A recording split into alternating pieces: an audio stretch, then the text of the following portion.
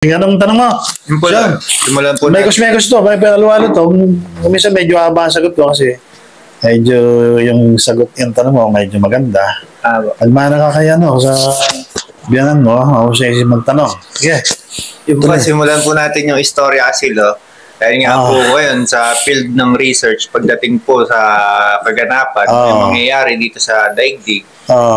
Hindi po blind spot po kasi sa tao itong nangyari sa Genesis chapter 1 verse 1. Kasi yung mga Christian kasi yung sabi Bible lang. So anything that is not in the Bible, sabi nila, is extra biblical. So therefore, hindi totoo. So when the Bible speak, we speak. Sabi nila, when the Bible is silent, we are silent. Sa isang banda, totoo. Sa ibang mga maraming banda, hindi totoo yun. So alin doon ang gusto mong talakayin ko? Yung extra biblical o yung biblical o lahat na? Lahat na po. Sige, anong particular na subject ang gusto mong itanong pagdating sa kanyang issue? Yung kung ano po yung nangyari doon sa... Kailan? Before yung tinatanggap pre-Adamic history? Yes po. O yan, Luciferic history yan. No? Opo. Nasa Bible, walang ganong dyan, data. Pero may mga mga implied na mga data, hindi lang ganang nakikita ng mga theologian. Pero anong tanong mo particular? Yung po kasi sa field ng astronomy, may mga nakikita po sila ngayon na... Ay, naalala ko si John Gaberlac, no? Para sa isa ka na total, biyan mo si Simon. Ugali yung kapag siya nagtatanong, ini-interrupt ko sa gitna. Sabi na iba siguro, bastos ako. Pero, kanina pa tayo nag-usap, Popcam, palagay ko, alam ko na yung ibig sabihin. Noong araw, si John Gaberloc, si Dr. Gaberloc, 1973 ata yan, nabasa ko yung libro niyang The Genesis Conquer Space. Ewan mo ko nandiyan pa sa internet yun. So, napuka yung yung curiosity ko, yung science, yung history. At nagsimula doon, nag-research na ako dyan. 1974, 75, hanggang itong muling araw. Ngayon, dami na, yung sa internet, yung mga speculations, yung mga theories, nakasama na dyan yung mga Anunnaki, mga Nephilim, mga Giants, etc. na biblical naman. Kaya lang, meron din yung mga ibang interpretation, yung mga ibang mga religion at saka yung mga ibang mga researcher na pseudo-scientist o kaya pseudo-theologian. Salin doon ang particular na question mo. Sige. Anong particular mong question? Sinimulan po kasi natin mas po siguro detalyihin natin ng konti kung ano ba yung mga strength ng mga kanilang mga sinasabi. Kasi po ang nakikita po natin na pinapakita sa atin ng Panginoon na yun po talagang nangyari ng panahon ni Lucifer. Wala pong nakakaalam. Kung po nagkaroon ng problema, yung premise kung bakit yung kalikasan. Wala isang dahilan. In fairness naman sa kanila, hindi nila linya yung gospel of God. Pero ang gospel of God, nakarelate yan doon sa panahon ng Luciferic era. So kaya nakadidiscuss kaya kung isa na napakadali. Kasi magkamag-anak yung Luciferic era at saka yung gospel of God. Medyo related. So ang tanong mo siguro, yung particular na nangyari, historical data, magmula nung ginawa ng Diyos si Lucifer, hanggang ngayon, di ba? Okay, hanggang nung 6,000 years ago. 12,000 years ago, siyon Nung niligay ng Diyos si Lucifer, 12,000 years na. Of course, kasabay ng universe yan. Yung universe na kung saan sinasabi sa Bible, hindi pala sa Bible, implied lang, na tuntungan lang ng Panginoon o ng Diyos yung daigdig. Parang tuntungan yung inapakapakan lang. Kaya lang pagka dinefine mo yun doon sa current theology ngayon na kung saan masyadong parochial o kaya makitid, parang imposible na si Kristo tuntungan niya yung daigdig. Noong araw, yung tinatawag ng Diyos na katawang tao sa Mother Universe, na gumawa ng universe na sinlaki niya o sinlaki ng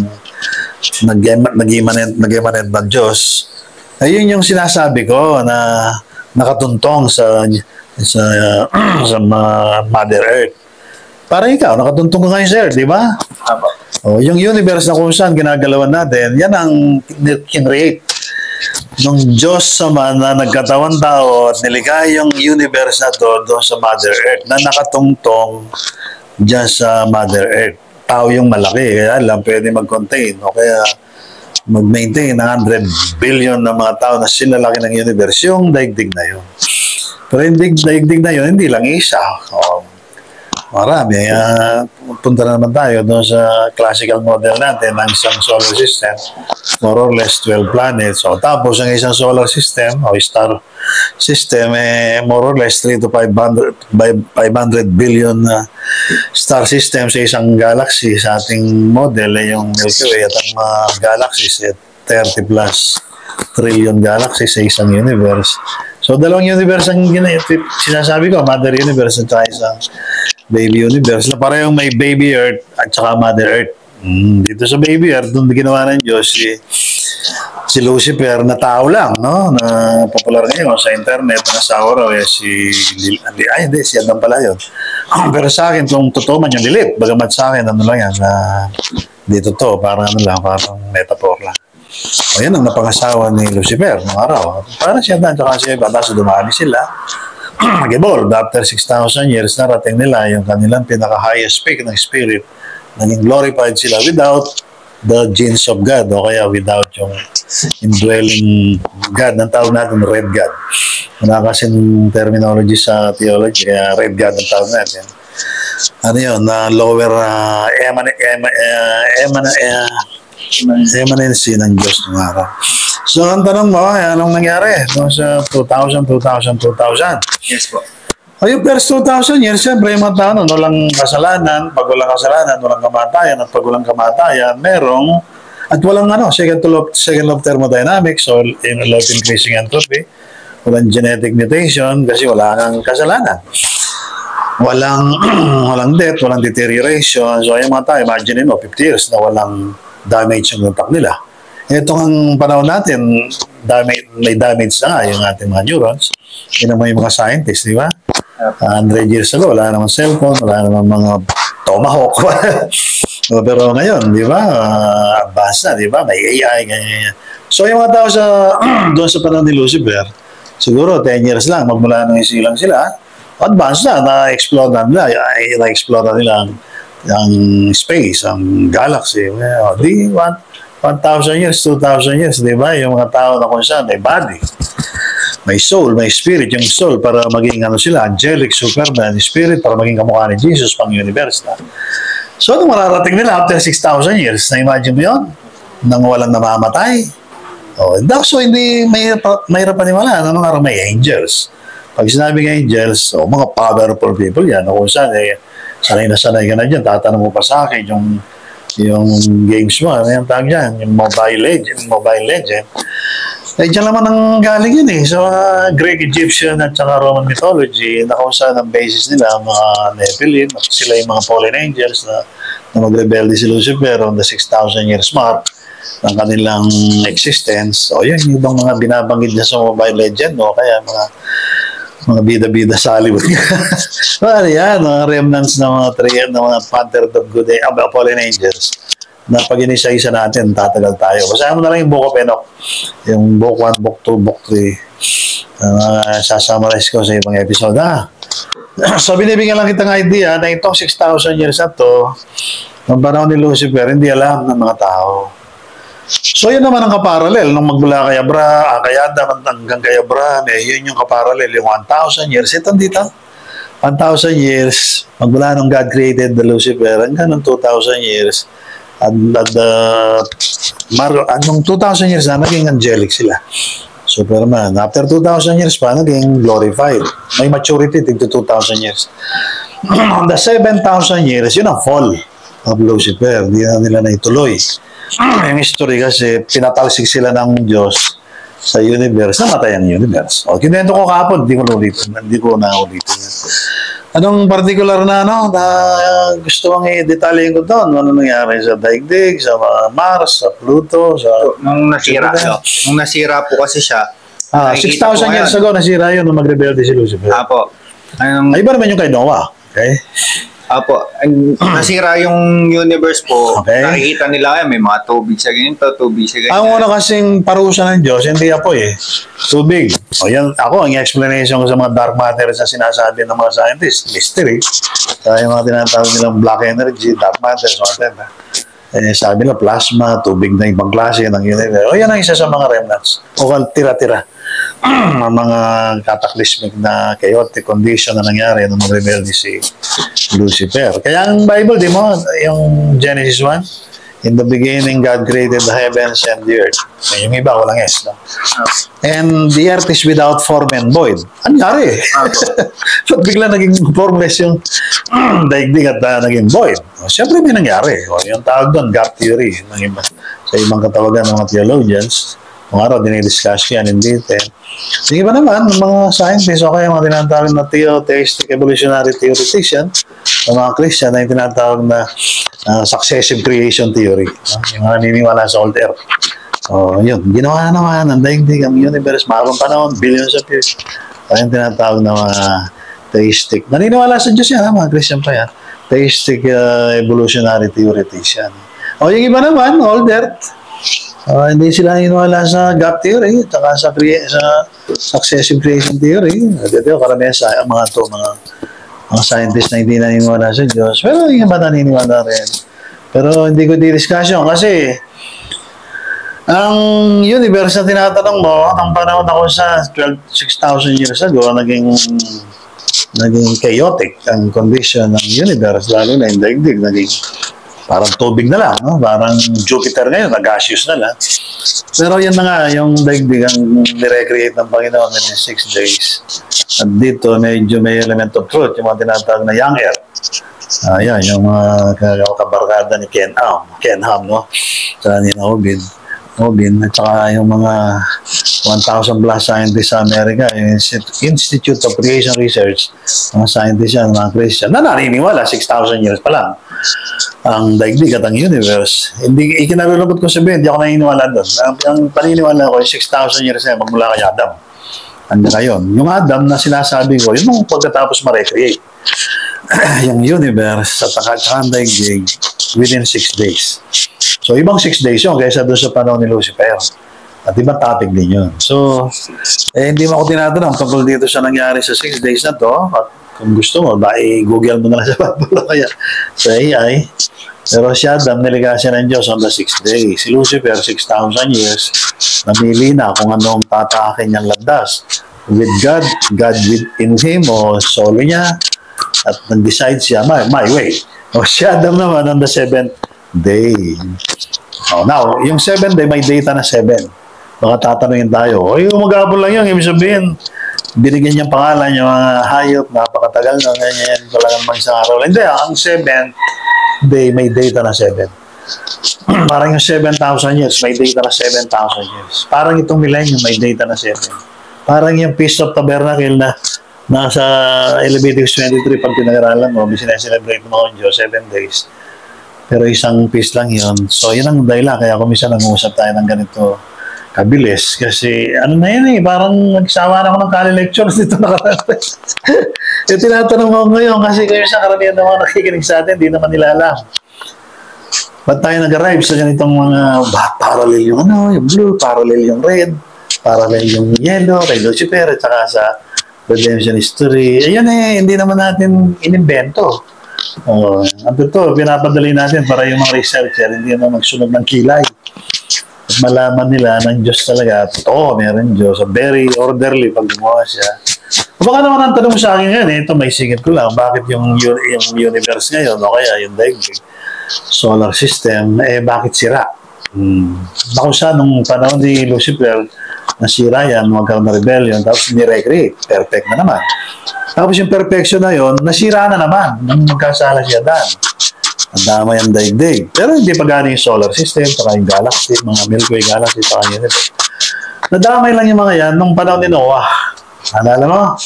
1,656 years after God created Adam, nagkaroon ng baha worldwide. Hindi yung local, no? Yung iba scientists sabi nila, mga geologists, mga archaeologists sabi ng iba, localized lang. Hindi totoo yun, ha? May pagkabobo yung kaya.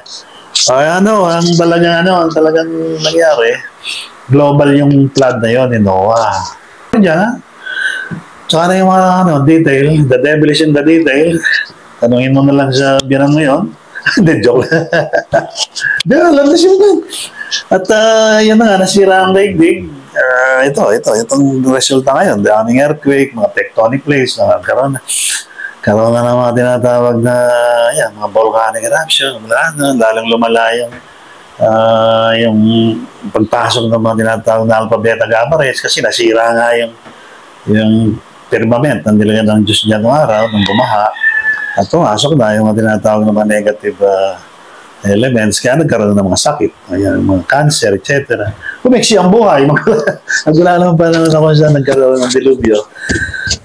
Panahon ni Noah. At nagkaroon lalo ng deterioration ng mga genetics aspect ng tao, mutation. Kaya yung sanday lang kung bakit nagkaroon ng mga LGBT, LGBTQ, nagkaroon ng abnormalities sa ating mga genes. At nagkaroon din ng iba't ibang mga intrusion o kaya pagpasok o interference o kaya invasion ng iba't ibang mga evil forces magmula kasi di pa sila nadala nung nagkataon-taon yung ibang mga fallen angels at nag-mayo ng civilization dito. At yun, mahabang istorya yan. Kung saan galing yung ating economic, social, political, technology, yung metal, alam mo na, pati pharmacy, pharmacology. Galing yan sa mga fallen angels eh. Lahat ng sistema sa daigdig galing dyan. Bandang ulit, na-systematized, naging Assyrian, Egyptian, Assyrian, Babylonian Empire, Medo-Persian, Grecian Empire, Roman Empire. Tapos dumating si Jesus, nagkaroon naman ng Roman Empire extension. Diyan lumabas yung mga French, mga British, mga Ottoman Empire. Hanggang ngayon ito. Sayang mo na lang yung interpretation ng statwa na napanaginip ni Joshua na in-interpret ni Daniel, nakalat ngayon ang interpretation sa YouTube. Pero in detail ng ibang mga sinasabi ko, huwag mong hanapan sa kanila kasi yung mga speculation nila, kung minsan pure theoretical based on myth, mythology, dyan sa Middle East. Sa akin ka magtanong. Sige, ano pa? Yung pong significant value po na nangyari sa pagkawasak ng universe na nakikita po natin kasi unang ginamit tubig. So, nung panahon po ni Noah, tubig po ulit. Parang lumalabas sa dinidiscuss po natin na bakit dalawang tubig ang nangyari. Kasi isang panlangit, isang panlupa. Isang kay Lucifer, isa sa kay Adam, kumbaga. Kaya nga may rapture muna di ba? Para unahin ang solusyon sa problema na na-create ni Lucifer.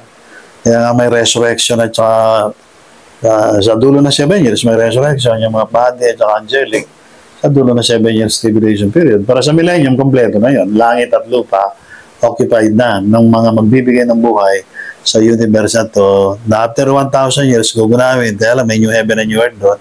So, darami yung mga universe doon. Yan ang magbibigay ng buhay sa Mother Universe. And so on and so forth ad infinitum. At mayroon ng kapiling ang Diyos, may family, may kaharian, forever and ever.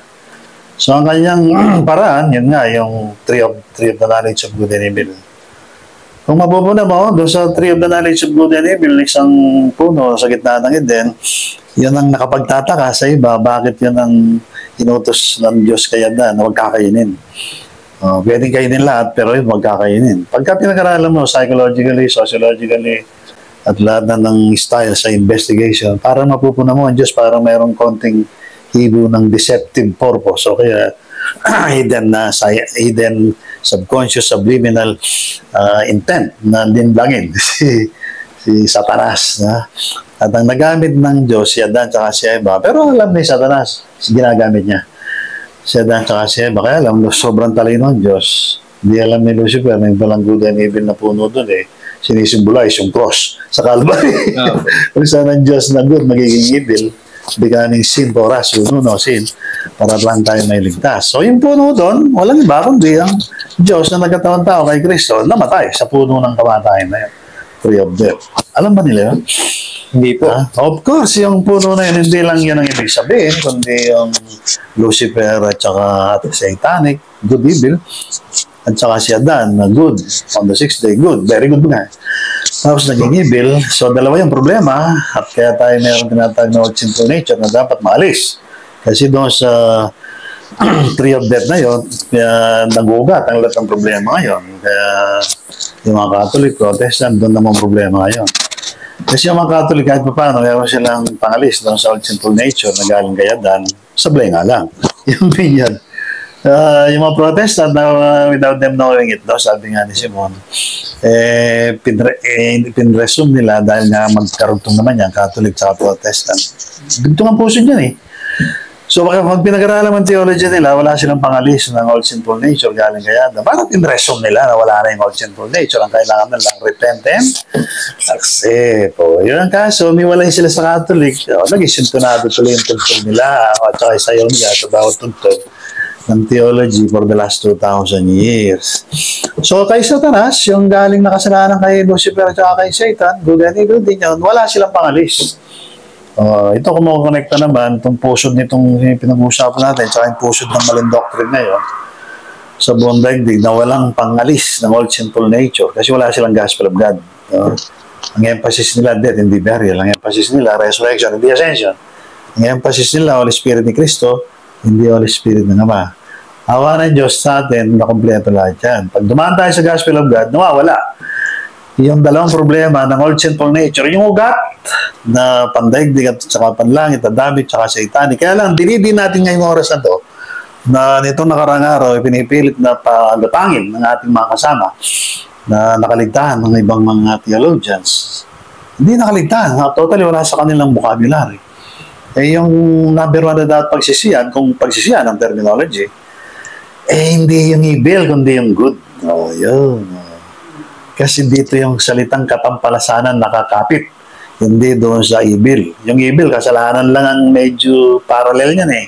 Synonymous yung evil sa kasalanan. Pero yung good, synonymous sa holiness. Ang hindi alam ng mga tao, sinilang sila, may nature na galing kay Adam, good. At saka evil. At saka kay Lucifer, na good. Na galing kay Satanas. Sa kamangmangan ng mga tao ngayon dito, pati na ako nung araw, eto na, yung mga tao sinisilang ng mga tao dito sa daigdig, mga babae na asawa ni tatay, asawa ni lolo. Yung mga anak nila, human yan, kaya lang Adamic fallen ang dating.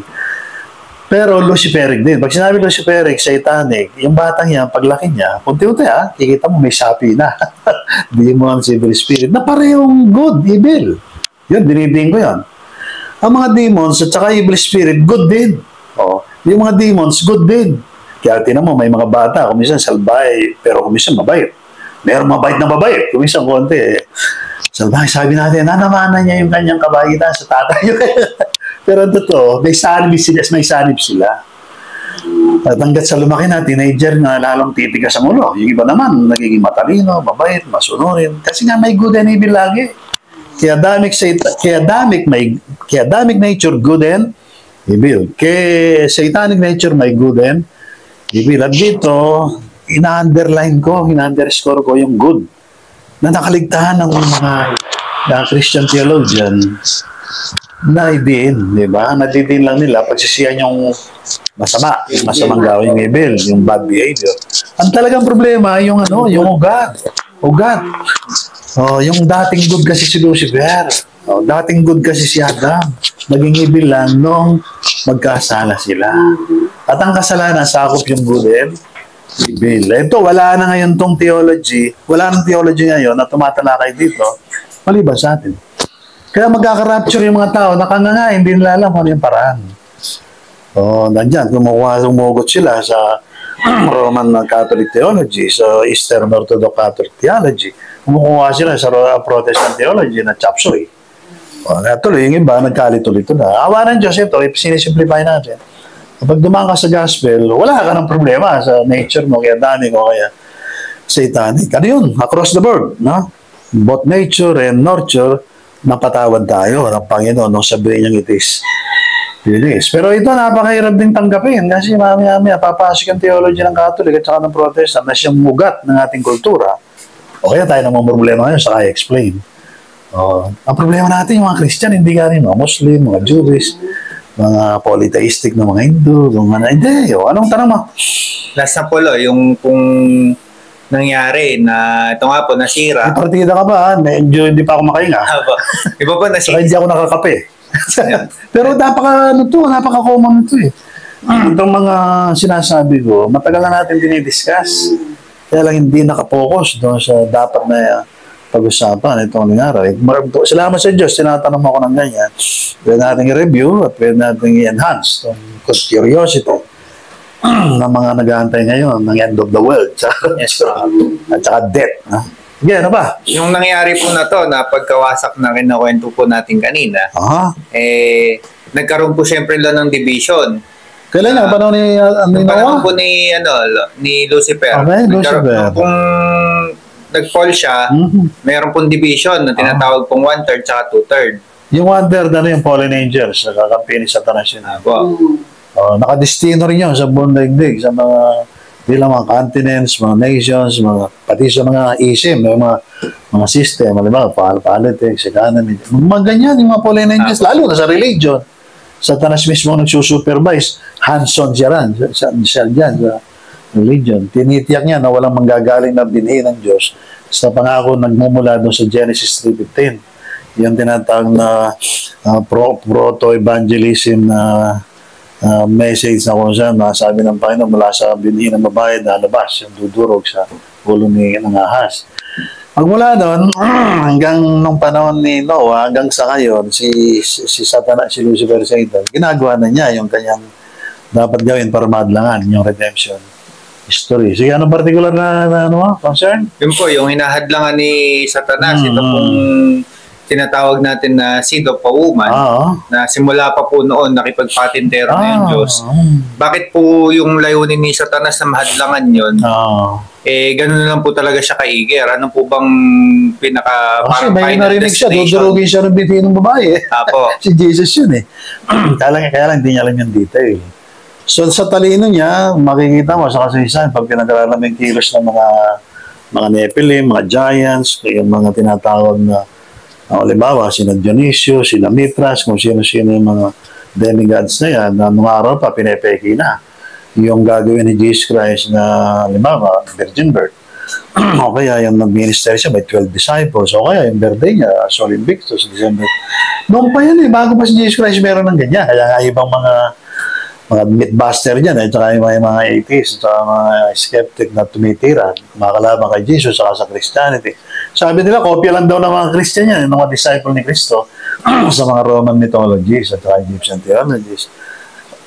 Sinasagot kita, na napakatalino rin ni Satanas. Alam niyo, marunong manghula yan, marunong siya mag-speculate. May algorithm siya, So, yun, hanggang sa tinetrace niya kung saan lalabas si Jesus, ganyan. Na-pinpoint yung Israel, kaya yung Lord niya si Yahweh. Yung ibang mga bansa, hindi naman si Yahweh, pero ang tawag sa Bible, gods din. Council of the Gods. Diyan nalilito yung ibang mga scholars. Si Michael Eisner, yan ang kanyang paborito. Kaya lang, namatay nung isang araw. Marami rin kritik yun. Kaya lang, sinasabi ko ito para malaman mo na hindi ako maugot lang sa aking personal research, kundi nire-research ko lahat ng mga opinion, theories ng mga kaugnay sa mga particular mong tanong. Para pagka nasumagot tayo, hindi tayo paginalaan na nanguhula o kaya nag-speculate, nag-irip siguro yan kasi artist yan, mapag-imagine. Mga weird yung mga artist. Kaya pa naman siya, hindi ako ganun artist ako, pero hindi ko inaalo sa research na scientific, historical, lalo na pagka-biblical. Hindi ako ganun kabobo. Pero hindi ako nag-claim na para ba super talino. Meron na akong Holy Spirit. Siyang pinaka-source ng lahat ng knowledge, pati ikaw. Pero pag kayo nakikinig sa atin, walang Holy Spirit, sigurado tayo makikriticize. Diba? Nakanda tayo din.